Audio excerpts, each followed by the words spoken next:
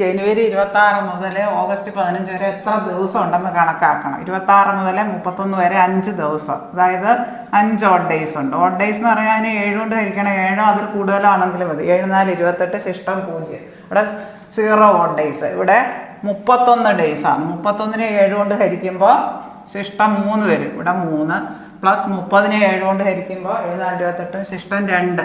ഇവിടെ 31നെ 7 കൊണ്ട് ഹരിക്കുമ്പോൾ ശിഷ്ടം 3. പിന്നെ 30നെ 7 കൊണ്ട് ഹരിക്കുമ്പോൾ ശിഷ്ടം 2.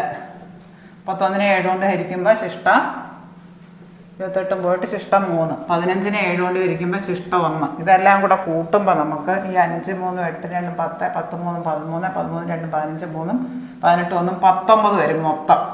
അതായത് 19നെ 7 വെച്ച് ഹരിക്കുക. 7 2 4 ശിഷ്ടം 5 വരും. പിന്നെ വരുന്ന ശിഷ്ടം ഇതിൻ്റെ കൂടെ കൂട്ടിയാൽ മതി. ശനിയുടെ കൂടെ ഈ 5ഉം കൂടെ കൂട്ടിയാൽ മതി. ഞായർ തിങ്കൾ ചൊവ്വ ബുധൻ വ്യാഴം വരും ഉത്തരം.